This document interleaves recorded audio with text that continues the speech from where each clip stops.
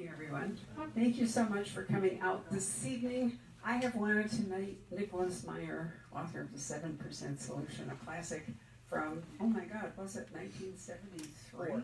Four. I'll make it worse than that.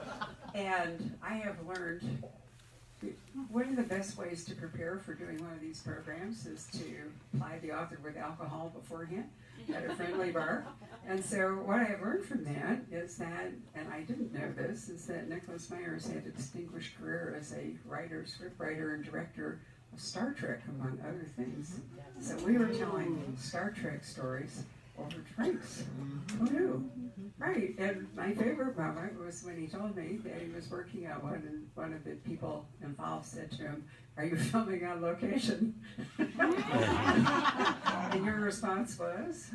Yeah, we were 3 weeks on Venus.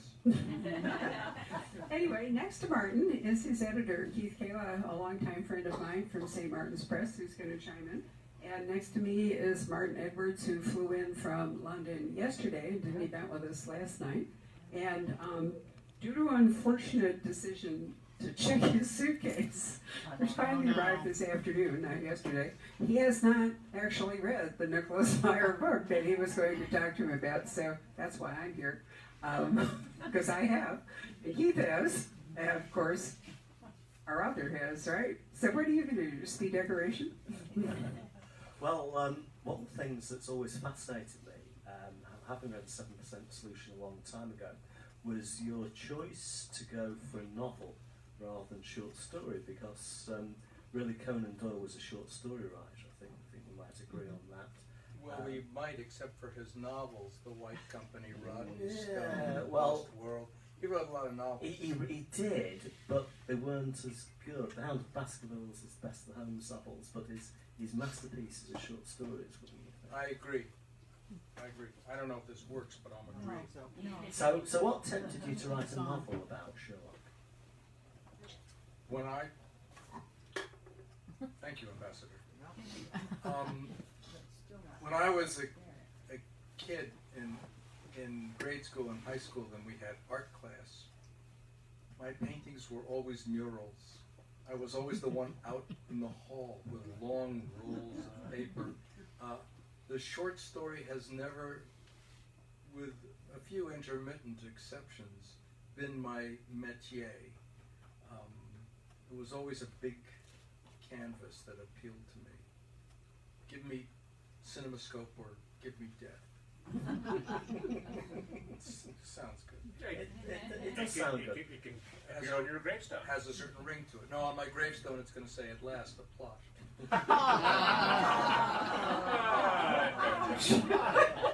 Cheesy jokes. Were there any in Star Trek? Many. To go, yeah. I have a child who actually won a contest by knowing what Captain Kirk's middle name was. So The thing about, I think one of my heroes, Tom Stoppard, says that when he starts to write, the first thing he looks for is the jokes. And I found that very reassuring.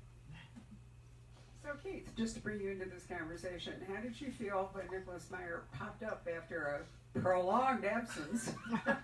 You could censor this slightly, but still. It was sort of funny because actually it came into me from an agent I've known for a long time, and it was sort of I don't know if you know him, and I'm like, yeah, I know him. That's fine. Send it, please. I'll read it. It'll be fine. It's like, well, he hasn't written in a while. I sent. Yeah, no, it was actually very funny. I didn't actually think he would ever go back and write another book, and because it had been 26 years, 25 years. 26. So, I figured you were off doing other things, and it was one of those moments of like, oh, this is going to be fun. That don't happen often enough in publishing, trust me. And it has been fun, right? It has been fun, I have to say. I mean, I've read his books. I remember reading 7% Solution, and actually, I read that after I read the West End Horror first, from the local library shelf when I was a mere slip of a lad. And, so it's always... It doesn't happen often, but it is fun when you get to publish writers you read at a formative year and who meant something to you. And you can tell them what to do. Absolutely. You're lucky I didn't misspell your name on the front cover. push me. So what brought you back to Sherlock Holmes after all this time? Trump. Spain. I have had a lifelong interest in forgery because somebody once, very early on, referred to me as a forger myself, and I realized that there was an element of truth in this remark. And I became interested in forgery. I amassed a library about forgery. And I realized that we now live in an age of forgery. I don't know if you could properly call it a golden age, but it's a very troubling age in which we no longer can ascertain what's real. And the whole question of forgery and what it means and what it portends increasingly absorbed my interest. And when you get interested in forgery, it isn't long before you come across the biggest, baddest forgery of all time, which is the so-called Protocols of the Learned Elders of Zion. Now, a lot of people have never heard of the Protocols of the Learned Elders of Zion, but if you want your eyes to pop out of your head, all you have to do is Google it. The Protocols of the Elders of Zion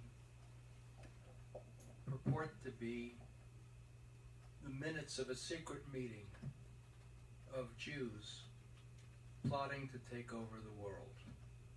It was first promulgated in 1903 by the secret police of the Tsar, the Okhrana, with the purpose, yep, you're looking it up. No, I'm writing this down for future research. Okay. Anyway, Henry Ford published them in his newspaper, the Dearborn Independent. They are taught today in textbooks around the world, mainly in the Middle East, but also in Louisiana. Vladimir Putin quotes them, and no matter how many times they have been debunked, they persist. And they have been debunked by experts. I think the London Times debunked them by 1920 and various people. And I thought, well, if it takes a thief to catch a thief, maybe we should set a forger on to expose a forgery. And that was the origin of my determination. That's too strong a word, but my inclination, my idea to write a book about Holmes and the Protocols. It's a dark book. Well, I shouldn't characterize it. Artists are not the best judges of their own work. It's just another opinion. We lose all proprietary authority over our creations when they're done. But certainly there were dark impulses that prompted it. I've been thinking about the book for 10 years, and when I finally got around to it, the thing had become topical in ways that I did not anticipate when the idea first occurred to me. Amazingly topical when you think that much of this book takes place in the Ukraine. Who knew? I mean, you can't write a book, for the moment. That's journalism.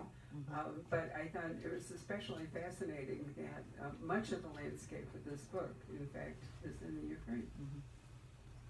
Minus, certain people who are in the headlines now. Yes, absolutely. And why did you think that having Sherlock Holmes look into the protocols was the way to go? I don't know. I know how to do Sherlock Holmes. And the fact that 1905 was a good year in his chronology, and it kind of matched up with the chronology of the protocols, it seemed to make a kind of sense. And once that came into my head, it became kind of a stealth novel. It's a Sherlock Holmes novel. It delivers on that level for sure, but it delivers something extra. One hopes. And the whole question of fake news. Yeah, that was it. Fake news. or as somebody says in the novel, he calls it alternative data. Very, very nice. But you also have a tribute to another well-recognized author, because part of this journey takes place on the Orient Express.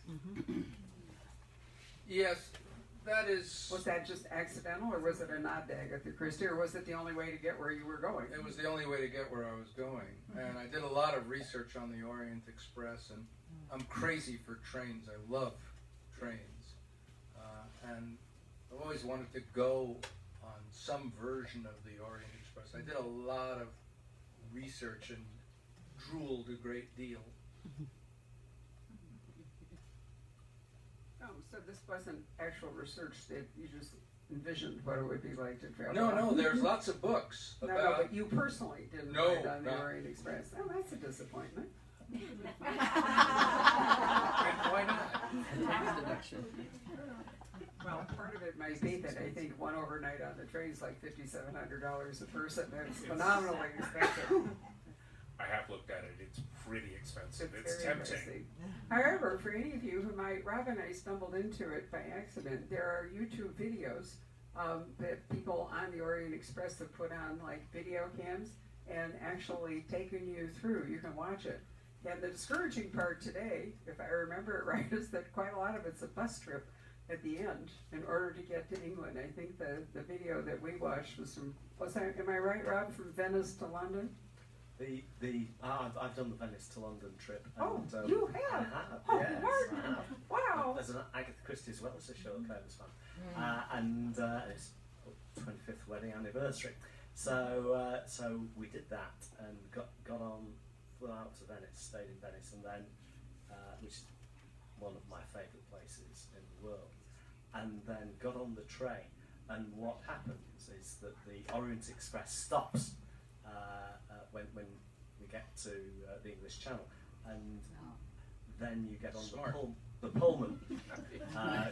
So the last bit isn't the bus, but it's the Pullman train, which is a kind of English attempt at the Orient Express. But it's a fascinating. It's a wagon lit, and because Yeah. it used to be called the Continental Boat Express to get from London across the Channel, and you pick up the Orient Express in Paris.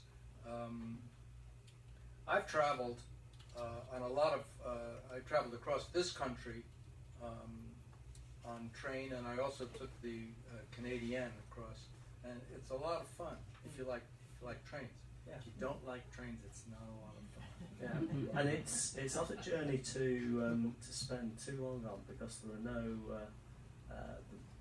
the facilities are primitive. It's 1930s train, so it's not en suite, that's for sure. Far from it. Well, anyway, I thought that there might have been a deliberate nod there to Agatha Christie, but indeed it was probably the most efficient way to get from London to. It was the way to get to Varna, which is their stop. Yeah. Okay. So Keith, when you presented the book to your colleagues at St. Martin's, were they excited or surprised or what?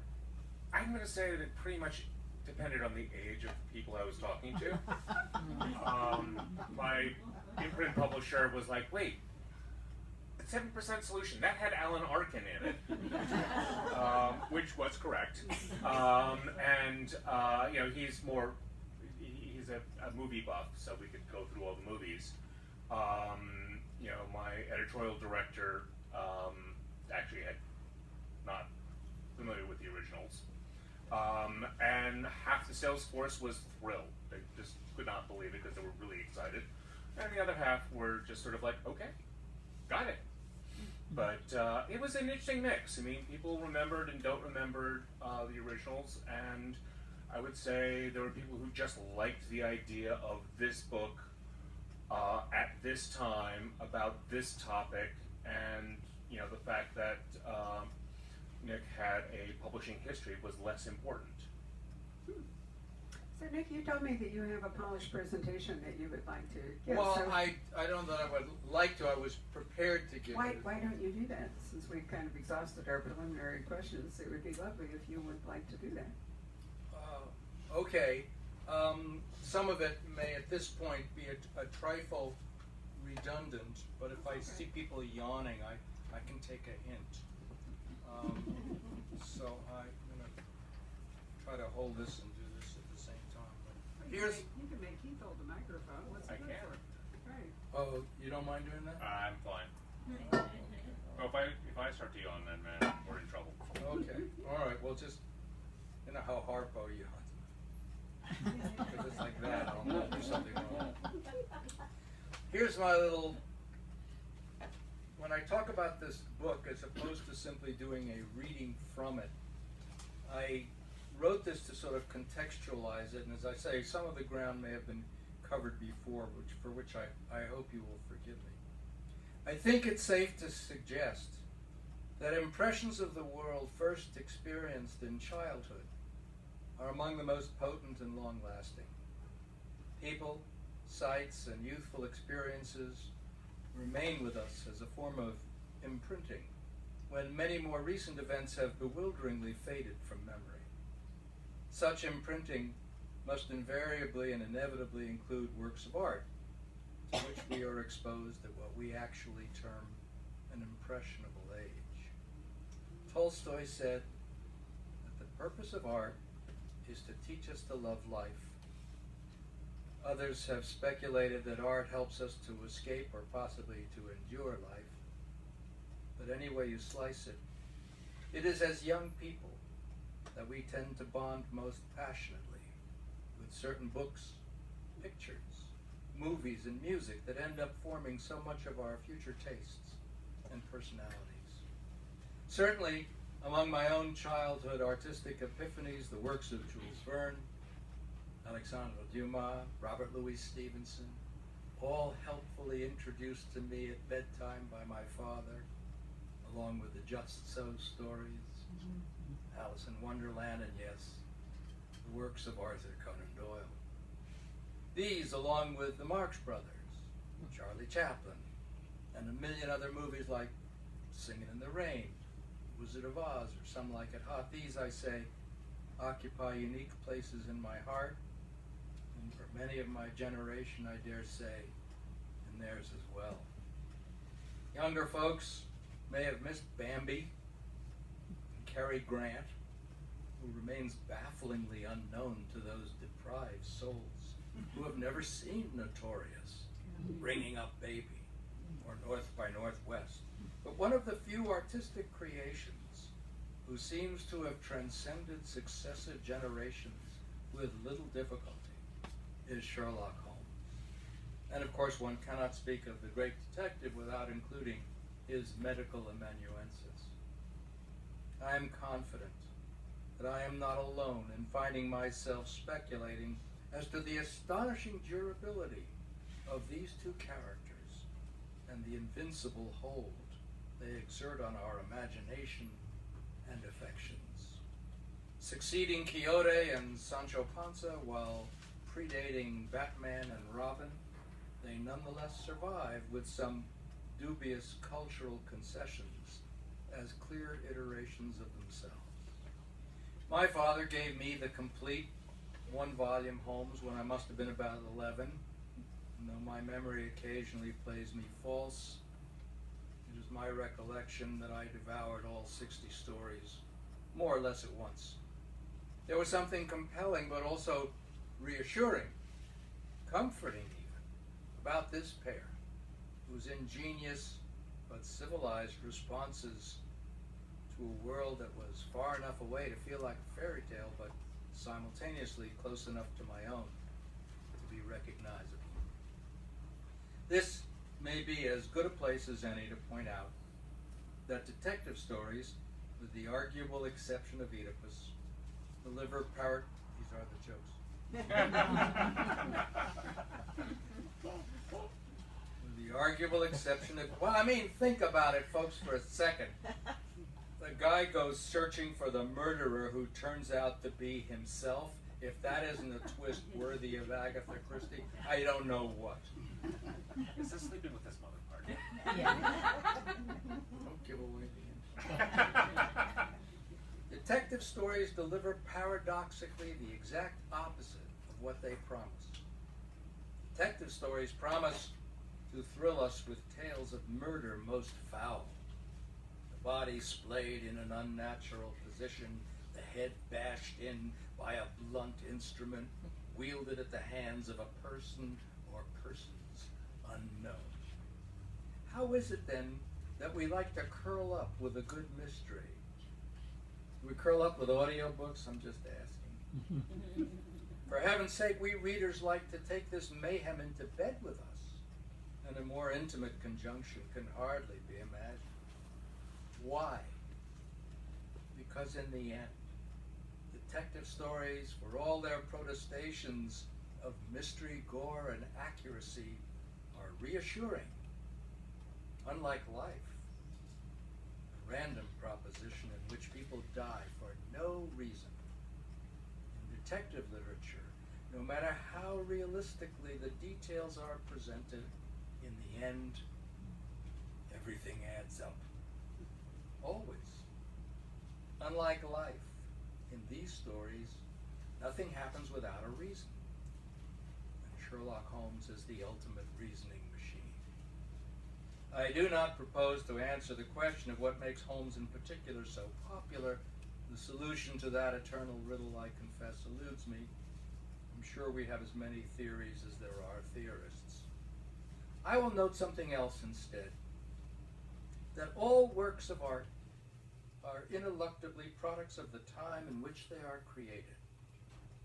Mozart doesn't just sound like Mozart, he also sounds like late 18th century Middle European music.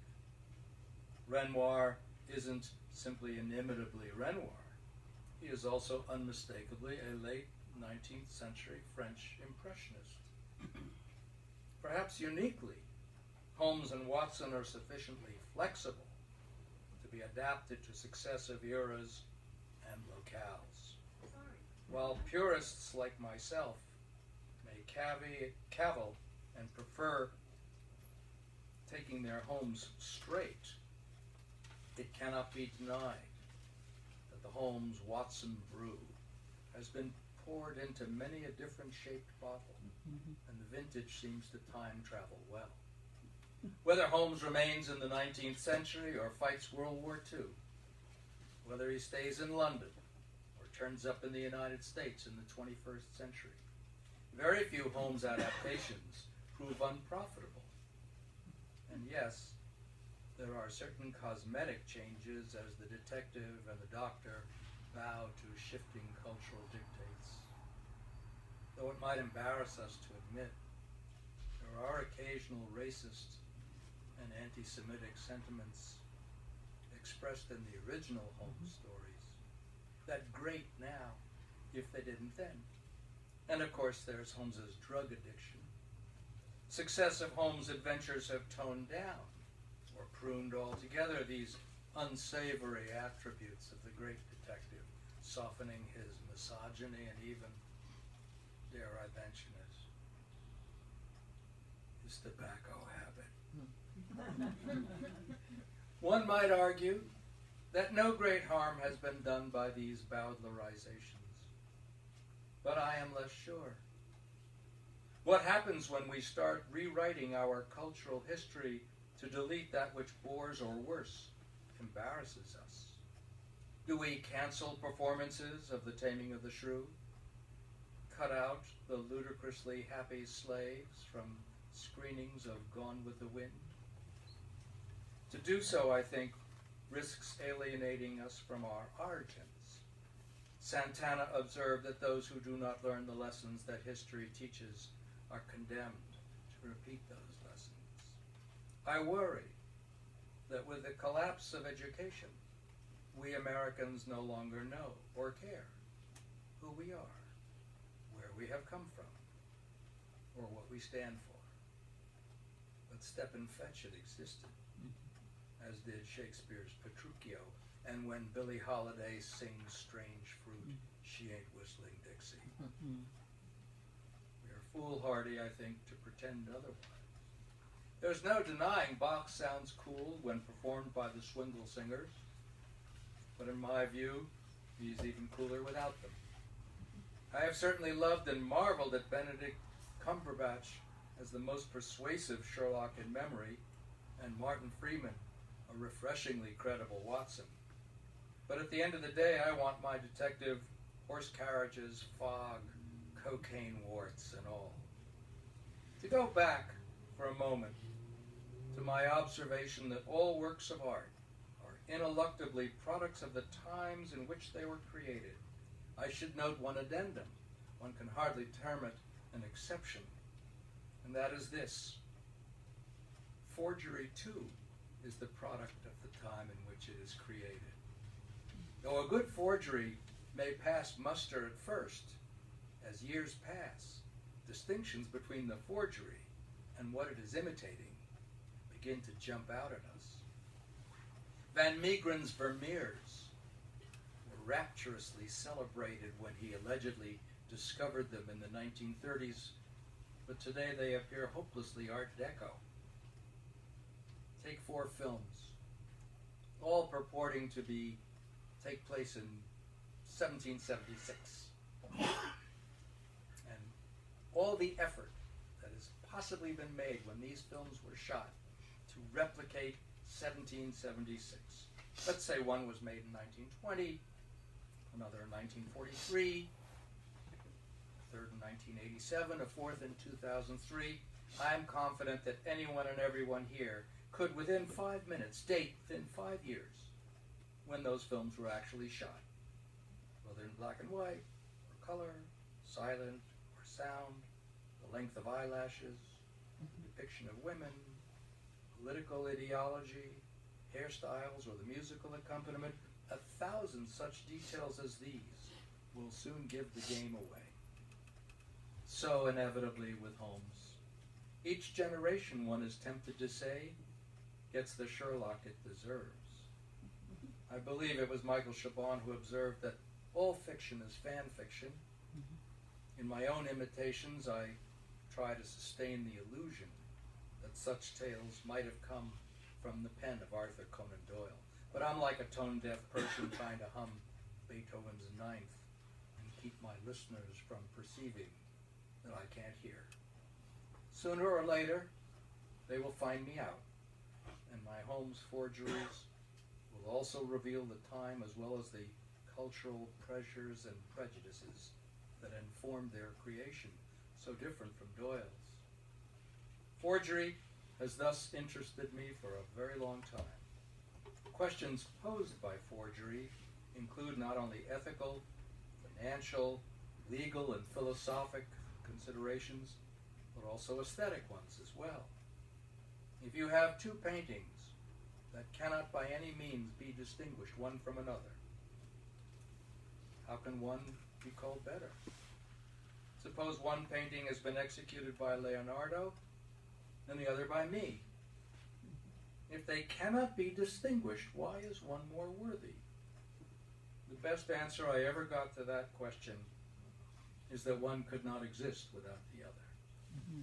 What is the difference between a forgery and a copy? Something invisible, something you can't see. The intention.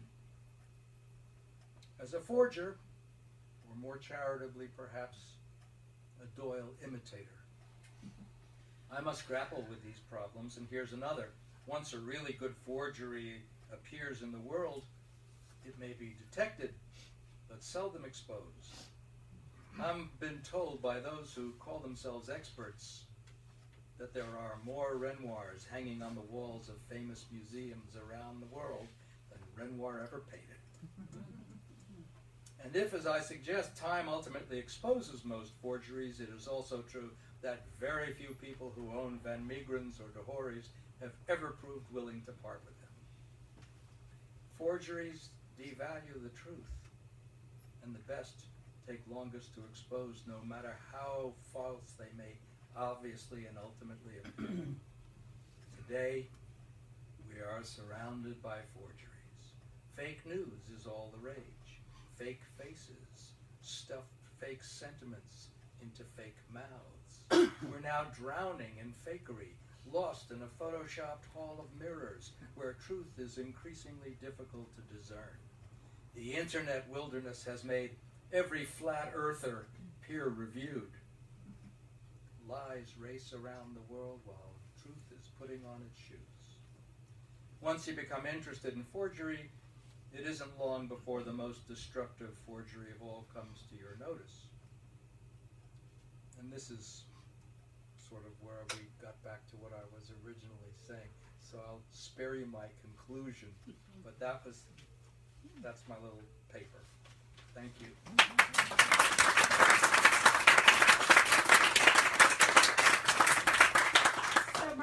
Martin is the editor of the British Library Crime Classics, and a person who is largely responsible, I think, by himself for a resurgent interest in the golden age of mystery and many classics.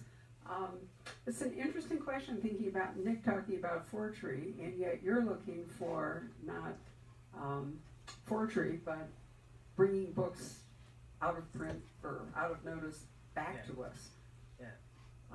What is it you look for when you're contemplating a book for the British Library to suggest to them?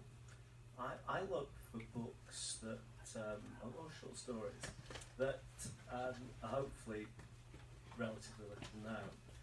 One of the things that's always bugged me about traditional publishing is that it's so easy for good writers to be out of print and just lost, forgotten. We were talking earlier about Michael Gilbert, a terrific writer I've always been a fan of. And he's only just come back after quite a few years of being out of print. So I'm looking for books that have that appeal. I think what Nick was saying about every piece of work being a product of its time is absolutely spot on. The point about the film, whenever it's made, it reveals its time. And the same is true of these books. So the crime classics, whether they're in the 30s or the 40s, 50s, 60s, they tell us a lot about the time. You can recognise the time. You can learn something about the era in which they were written, as well as enjoying a good mystery. So it's that combination of something that's interesting, but also enjoyable and entertaining as a crime story, and also trying to show the diversity of crime fiction. I've never believed that Golden Age fiction was as homogenous as the critics have said. There's a great range of books that were written in that period of time. Nick mentioned Cary Grant, who appears in a Hitchcock film, Suspicion, based on a book by Anthony Berkeley called Before the Fact. And Suspicion, although it's a Hitchcock film, is, to my mind, a much less powerful and much less dark film than the novel published in 1932 by one of the great Golden Age writers. So there's a lot there that's been forgotten, and a lot I think that's worth rediscovering. So, can I interject one thing? Off what you're saying. When I was a kid, I used to read the Hardy Boys and Nancy Drew, and what I noticed depending on which version of the book you picked up, talking about works of art being products of the time in which they are created, is the racism that was pervasive in Nancy Drew and the Hardy Boys. Swarthy Levantines and black people described in unflattering and patronizing terms. And they rewrote the books to eliminate all that. And I suppose their intentions were laudable. Nonetheless, that rewriting of our past, our cultural past, I view with suspicion and some degree of alarm. That's right, and I think that in 30 or 40 or 50 years' time, the rewrites themselves will be seen as very much a product of that time, Sure. and views have moved on even then. So you see it with the Golden Age books. One of the great false cliches is that the Golden Age detective story is always written by people who are very right-wing.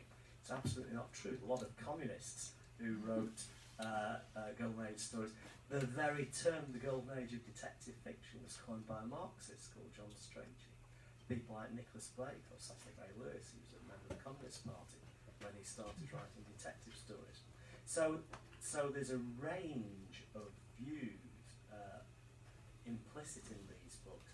But even when you read the progressive authors of the 30s, you read language and stereotypes that would not be acceptable today. And similarly, perhaps the progressive writers of today will be quite possibly viewed askance in 30, 40 years' time, because things always move on, as you were saying. Somebody informed me the other day that the term politically incorrect was coined by Stalin. That was a horrible thing. I was sitting here going to ask Keith, I think I remembered, nobody has really tried to boulderize Chandler, right? And you talk about racist. Especially with those books, or Hammett, or, you know, even if you go back to the recent reissues of Earl Stanley Gardner, which I've been sort of dipping into, you throw in a frontispiece that say they're a period of their time, we're not going to change it, but no one's going to go through and change it. An exception being, though, in And Then There Were None, which was, by the way, always And Then There Were None in the US. States, yes, that's right. And, you know, in the UK it was originally called 10 Little Niggers. And it was on sale under that title in Britain until the 1970s. Even a little later. I remember having one of the grandsons like, I just don't understand what the problem is. It's like, perhaps it's different on your side of things, but now actually they've gone through and changed the poem again, which was an original. Originally, the little story they're telling was a music hall song that was familiar to the era in which to the people of Christie's vintage who knew it, and now no one knows it anymore. Yeah. So it's now just they've removed and I used to get, when I published 10 And Then There Were None in a reprint edition, I would get all these angry letters from people who thought she was talking about Native Americans. And I'm just sitting there like, they aren't walking on the shores of Devon. Really, I mean, but, you know, you would get them, and it would get pulled from classes, and then you have to make a decision, as the estate did, that it was keeping the book, they felt it wasn't essential to the book, the poem that opens it, and that it was keeping it from being read. There were actually no changes to the actual text of the book, just the opening poem and the title. But yeah, no, these things happen, and their changes are made, and then publishers have to make certain decisions as to what's integral and what isn't. Yeah. Chandler, I don't think you can change it. I mean, his language is so woven through. Changing the opening poem of And Then There Were None changes nothing about the book. That's true. And you can look up the cover for the original British title, and it's rather surprising. Of course, what we're talking about, is that books were written to be read at their time have now turned into historical fiction. I remember Rob and I were in a book club where we reread The Great Gatsby, which is, many people love it. I'm not a fan. But I really not.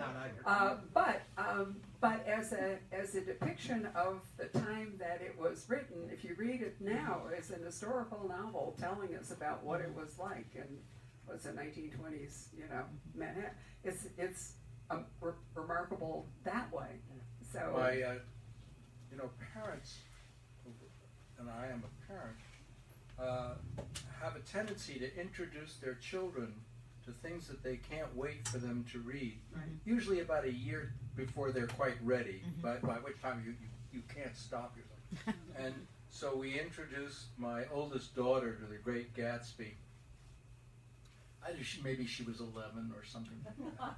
And she read the book and said, well, what'd you think of The Great Gatsby? She goes, I hated it. And I said, really? You hate it? Why? She goes, Pop, every man and woman in that novel is completely useless.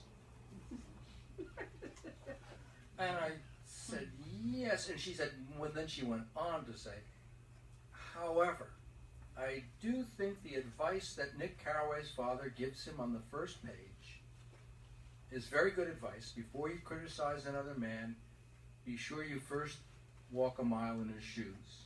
And she said, that's good advice, because then you'll be a mile away and you'll have his shoes. She's writing for Amy Poehler now, if that tells you anything. I was going to ask you whether writing Sherlock in the 70s was a different experience from writing Sherlock now for you. A very interesting question. In my mind, there is a Sherlock who exists there, who is some version of what I read in the stories, having nothing to do with movies, musicals, television shows, going back to that impressionable age when I first grappled with hoops of steel to that person. What has changed, because I've now written 4 of these books, and somebody said, well, why don't you write, more of them? And I go, well, I don't open my mouth to speak unless I have something to say, and it has to be a really good idea for me to say, this is a good thing to let Sherlock grapple with. This is a little discursive because I'm a little bit long-winded, but you noticed? My father was a psychoanalyst, and people said, oh, your old man's a shrink. Is he a Freudian? And I didn't know. So I said, Pop, are you a Freudian? And he said, it's a silly question. And I said, why? Why is it a silly question? And he said, because it is no more possible to discuss the history of psychoanalysis and not start with Freud than it is to discuss the history of the discovery of America by Europeans and not start with Columbus or the Vikings. But to suppose that nothing has happened since the Vikings is to be pretty rigid, pretty doctrinaire. When a patient comes to see me, I listen to what they say. I listen to how they say it.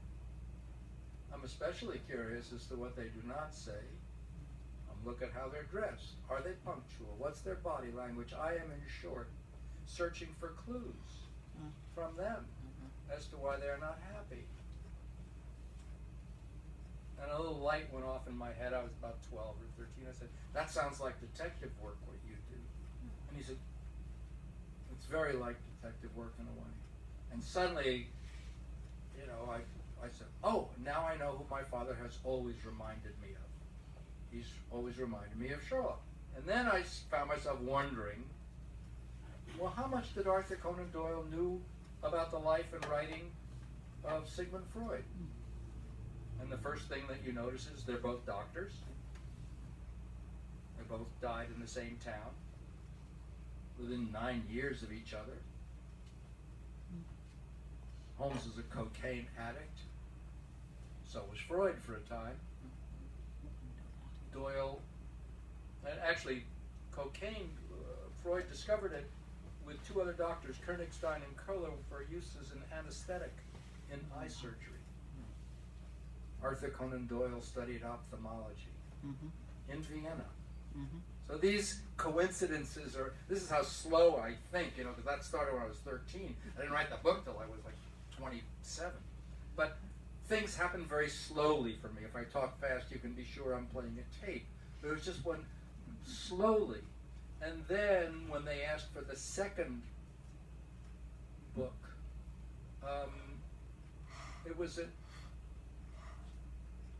I didn't have any ideas. I don't get ideas, and most of my ideas stink, so I don't do anything with them. And eventually I had this idea about Holmes in the theater world of London in the West End of 1895, and all my characters, who were real people, are doing the things that they were really doing in the first week of March 1895. So I don't normally, I have to get an idea, something. The Canary Trainer, which was the third one, was because somebody once said to me, gee, isn't it interesting that Holmes never met up with the Phantom of the Opera because the dates really were. But I thought, what? And in this case, it was my forgery interest that led me to the protocols. But the Holmes I try to put in is the same Holmes I keep imagining from the beginning. It's just trying to imagine him at age 50 and trying to insert him into the real world. The others are all fanciful, with the exception of the characters they meet are real people. But this one, he's in real history in real time. So, changing the subject slightly, Martin also writes detective stories, a new one, set in the 1930s, in the era that he has been working into, in part, to republish the crime classics. He's also written contemporary mystery set in the Lake District. For any of you who've ever read Reginald Hill or Peter Robinson, they're wonderful books for that. But it reminds me that we have some copies at a rare bargain price of only $12 of your 100. The story of classic crime in 100 books. Right. So how did you arrive at the 100 books that tells the story of classic crime? Well, I've got a terrible confession to make because I'm not very good at arithmetic. There are actually 102 books. We counted. but, We admire That would not make a good title. well, that's true. Rounding error. We suddenly discovered. But if you write a book that's set in the 1930s, do you replicate the prejudices of that era as an attempt to make them feel authentic? It goes back to the point you were making before, Nick, which is that I think inevitably you're writing it from the perspective of somebody living now. And what you try to do, what I try to do in this book, Gallows Court, is make it factually accurate. So I'd like to think that there's nothing in there that couldn't have happened, but as with all fiction, it may be implausible as long as it's just about possible. I think it's legitimate. But inevitably, whenever you write, you're writing, even if you don't attempt to do so, it's informed by the world you live in and your own experiences. So somebody writing now, I don't believe can write quite as somebody would have written in 1930, and I think you have to embrace that. Say, go for the authenticity of detail as you do, but you're writing about a different period, and you're putting a spin on it, even if you're not trying to do so. And I think again, it's interesting with the crime classics that they do tell us more about the times than a lot of non-fiction history books. The writers weren't necessarily trying to tell us about the times; they were just writing about the world they knew. But now we get this sort of added value, this perspective on what it was like to be around in the golden age. So did you go back and reread some of these books? I'd like to think maybe you did. Well, Barbara, I'm constantly reading these books. I've spent the last 50 plus years reading these books. I'm reading them all the time, so I'm truly soaked in the period. But when you go back, let's say you've read one, and it was Nick sort of talked about this a little bit. Let's say you read one 20 years ago, and now you're going to reread it. It's a different experience? Because you're different. Yes, it can be, and sometimes it works both ways, and I'm sure many of you will have found this. You go back to a book, and sometimes you have the disappointment that it's not quite the great book that you remember. But the compensating factor is that sometimes I've gone, when I was working on the Golden Age of Murder, which I see you've got that, I would go back to books I wanted to talk about, and I would actually, books I'd read as a boy and not got. I found things in them that I hadn't found the first time around. That was true of a lot of the novels by Anthony Berkeley, the writer I greatly admire, and it's true of quite a number of others. And if one talks about Agatha Christie, And again, going back to this point of Nick's about the time that you're writing, if you read The Murder of Roger Ackroyd, that's one thing. If you read, I'm going to be careful about what I say now, if you read Endless Night, a book written more than 40 years later, but which bears some connection with The Murder of Roger Ackroyd, you find that they're two very different books. And so she got away with what people thought was impossible. She pulled off the same trick twice, but in a totally different way. She was writing in different times, the same woman. Remarkable. I have a question. It's a question for everybody. When is your interaction with a work of art most powerful? Is it the first time you encounter it or the 50th time? We get very worried about spoilers, but it cannot be said that no one knows what happens to Hamlet. This does not end well. And yet we go back again and again. When is the best time you heard the first 4 notes of Beethoven's Fifth? Is it the first time you ever heard it? Or when you know everything that's coming? When you know all the things that are going to happen to those 4 notes and what's going to be done with them? I think you could make an argument, I may be making it, that the more you reread these things, the more you re-encounter them. In the case of detective stories, it's about seeing where the clues were buried, where, you know, how effectively information was laid in but concealed at the same time. Yes, okay, that's a sort of building block example. But when you read War and Peace at 20, and you read War and Peace at 50, it is a different book and you get different things out of it. I remember the first time I read War and Peace, I kept trying to think or figure out who is the major, who's the protagonist here. And eventually you kind of figure out it's Pierre. But that's like 600 pages in before you know, the next time you read it, you know it's about Pierre, and it's a different book, notwithstanding Prince Andre and all the rest.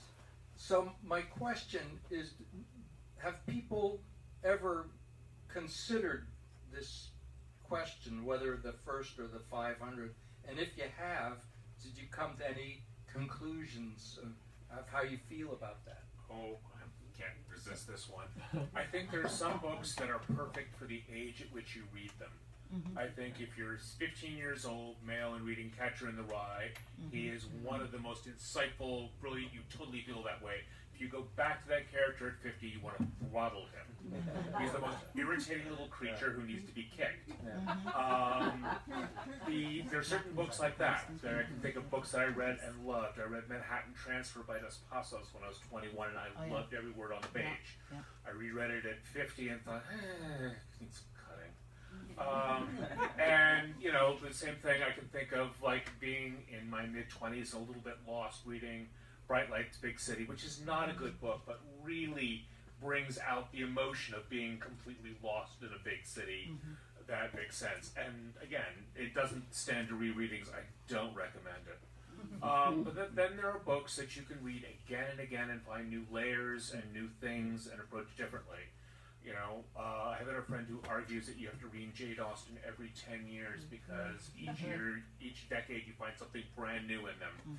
Well, that's sort of my point. And then I think, so my question is, it depends on the book. There are books that only work at certain ages, and then there are books that are much more deeply layered than you ever thought. And I think probably the same thing with works of art. I don't know that I need necessarily to ever, you know, reread certain things that meant so much to me, but there are certain books I can't wait to just sit down and read again. I don't ever need to read Hard Times by Dickens again, but I love Great Expectations, and it sort of has different layers to me every time I read it.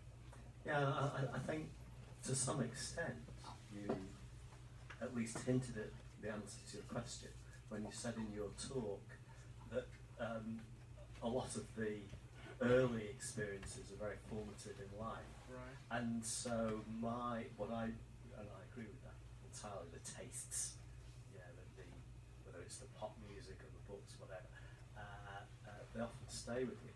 They certainly stay with me. As my children point out when they deplore my taste, which is rooted in the time I grew up.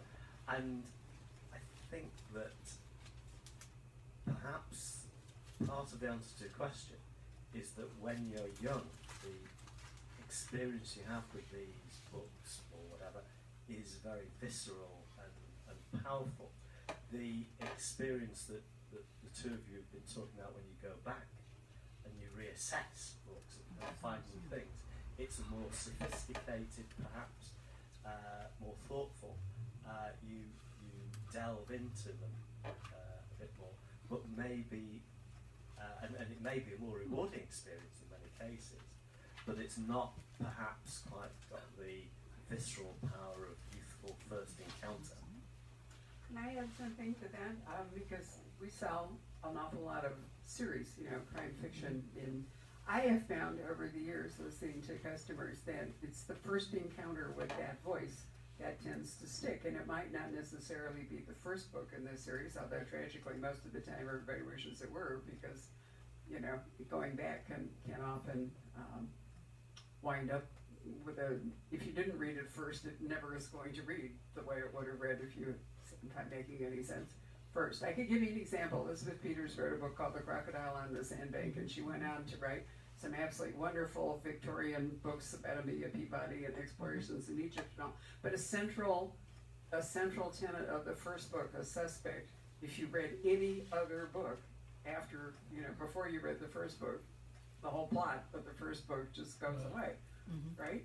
So you may not have ever read it, but it sits on my shelf, mocking me, and someday I will read it. It's a wonderful book, but I mean, that's... But it's like all the other Josephine Tay books that I've never gotten to. Oh, I love Josephine yes, Tay. I do How many too. people have read Ooh, Josephine I've read Tay? them all, some of them several times. I think the franchise affair holds up time after time. Yeah. And it's really a shame that a book like Brad Farrar, which is a lost air plot like Bleak House, today is ruined. DNA, I mean, there are plots that have gone forever. But the other Miss good Penny news is disposes there are of new it. plots that come on as a result of technology. I have this discussion with thriller writers quite a lot, because they're trying to keep abreast, and they say, "Oh Lord, I've just lost that one." But I say, "Okay, but you've lost that one, but you gained this one. So now we can find a serial killer by an ancestry.com or whatever it is, which you never could have done. So while Bleak House went away, you were able to nail the Golden State Killer. So it comes and goes, right?" And those first encounters are important. When I was a small boy and first came across Agatha Christie, the thrill of the first adult fiction I ever read, the thrill of reading those books, the clues, the red herrings, the surprise solution, and I was always very surprised at the age of 8 and 9 and 10, was absolutely unforgettable. I remember that emotion, that experience. And now I reread a number of the books and I know what happened, so I admire the way the wool is pulled over the reader's eyes, the way the clever clue is placed here, and she's pointing you over there. So it's a great example in technique in terms of detective fiction. She's very, very good at that without using specialised knowledge by and large. But it's a different experience, and it's not quite as powerful as that experience I had as a small boy, even though I find it very enjoyable to analyse the technique that she adopted. But those early So experiences... you're moving closer to the author on the reread. When you're first reading it, you're just reading it as a reader. very, very much so. And reading those books, that was what made me feel, this is what I want to do. I want to be a detective story writer. Right. So in real life, Martin's a barrister, or a solicitor rather, so you all know the difference. You're all Sherlockians, right? So you know Well, the difference is £100 an hour. I think In which we should open direction? this up to questions from the audience. I'm sorry that we've had such a good time going on here, but do any of you have questions you would like to ask any of the authors? Well, I have a question, Mr. Meyer. You're talking about fakery. What do you think of the current push for authors to brand themselves? I mean, how can a unique individual be compressed to a brand? Well, I think authors have been branding themselves for a very long time. I think Charles Dickens was definitely a brand. Alexandre Dumas was a brand. I don't think it's a new thing. It may be more. There's artists are less mysterious than perhaps they were once they started going on Johnny Carson and talking. You were being sort of pulled behind the curtain, and you could see whatever is going on. I'm not sure branding is a new phenomenon, and it's interesting we're talking about my Sherlock Holmes book, but I've written other books that are not Sherlock Holmes books, and they don't serve my brand, and that's something that I'm willing to live with, because I'm more interested in my own sort of diversity and pushing envelopes, and I think art is more interesting asking questions than answering them anyway. So I've been sort of content to, disappear for 26 years and do other things and then come back. But you may have other, views about this branding idea than I do. Well, I think the reality is that if you're publishing books, editors, publishing companies, they're demanding people by and large, and if you've got a brand, if you've got a good brand, it clearly makes commercial sense to exploit it as sensibly as you can do. So you get the James Patterson type books with all the collaborations now. Now Wilbur Smith, the thriller writer, is collaborating with a number of thriller novelists. Is that Vince right? Lynn's been dead for a while, and he's yet Kyle Mills is writing brand new books that sells 7 or 8 times what any of Kyle Mills' own books ever sold. So it's commercially driven, but as Nick suggests, I think the key thing for a writer is to write what you really want to write. And the lucky thing for me is because I've been a lawyer, I've had an income stream. So over the years, I've very determinedly written the books that I wanted to write. Unfortunately for me, the golden age type of story was out of fashion for many years, and it's only in recent years that the wheel of fashion has turned in my direction. So I'm making the most of it right now, and I've lived long enough. That's So part of the so I'm secret. happy. I'm going to pause here and wave goodbye to our video audience so young Patrick back here can turn off the camera.